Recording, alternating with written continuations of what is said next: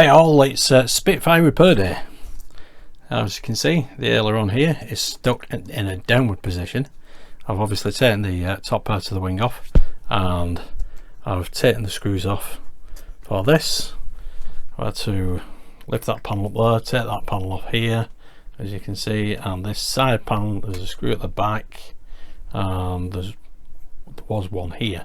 So I've removed them, and now we can lift that so we can get this piece out. There we go. Now that will give us access. Yep, there we go. There's the cable. Now what happens normally is there's a little tab on it and it breaks off, and this motor, if you don't get it centered correctly, it will break it off.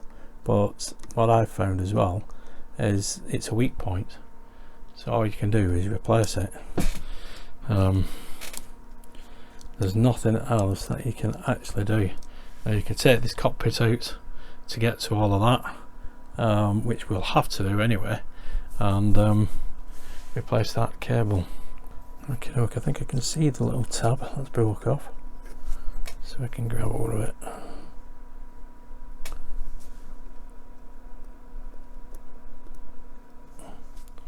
There we go, that's broke off. It's not a very good system really, or design I should say. That breaks off and the aileron just stays in a downward position. So this is the next thing we need to do, is take the tail wing off. Mine only, I didn't glue mine on, as you can tell. So we take that off and we take the elevator off. That can be put to one side. Now we need to take this siding off here, and then we can take this side panel off. There we go, that comes off pretty easy, just the one screw there, which holds this in place anyway. Now this side panel, I think there's one more screw here. Yep.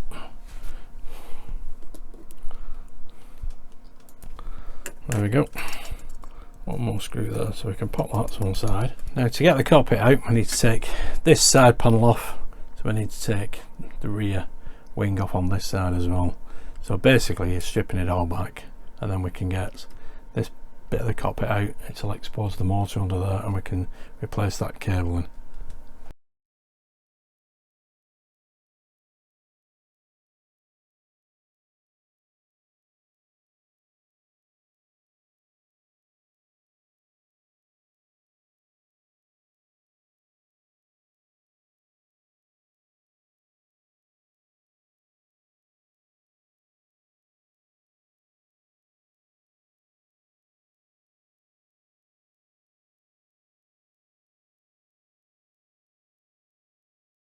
So there we go, we've totally exposed that motor now, so we can actually take the motor out and replace this cable, but we'll have to take this flap off as well.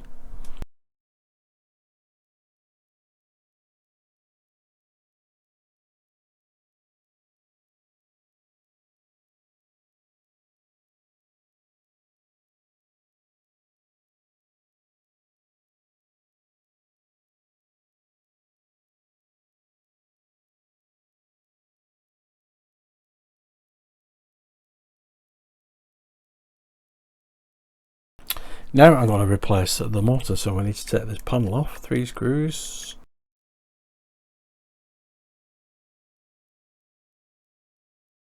Now we can replace this motor, which is here.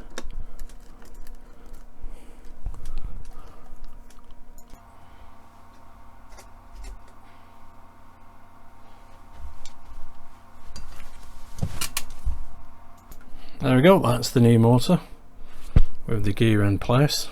That should be set as it needs to be, so it's just a matter of plugging that back in and then reconnecting everything. Can leave that there because we now need to replace this cable. Okay, so to replace the cable, we need to take the flap off and then guide this. Well, it'll pop out of there and we can fish it out that way, and then we can put the motor back in place and set the tab should be directly in the middle. I'll show you that in a sec.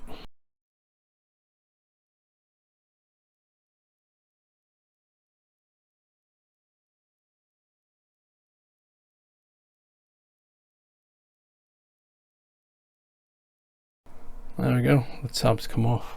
There you go, you can see where it's broke off the tab. That is the main problem with this. It's just alloy and it breaks too easily. There we go, that's the new cable. See that tab? That causes so many problems, well, as you can see. So basically that will just go into the, and we'll line that up with the motor.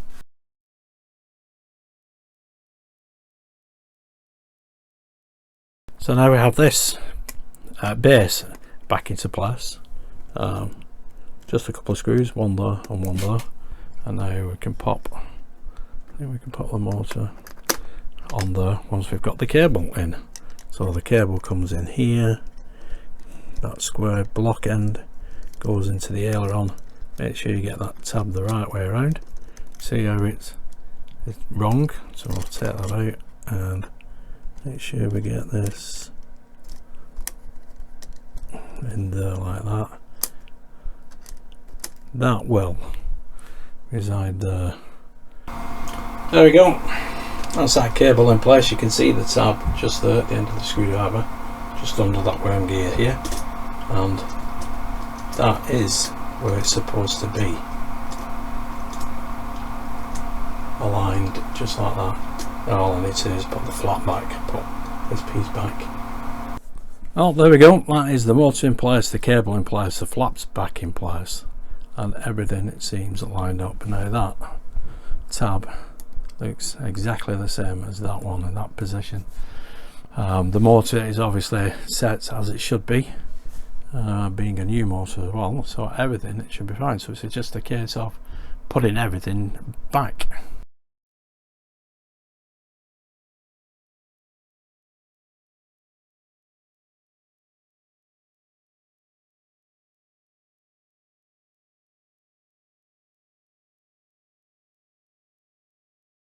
The flaps were sticking for some silly reason. They were just a screw here, so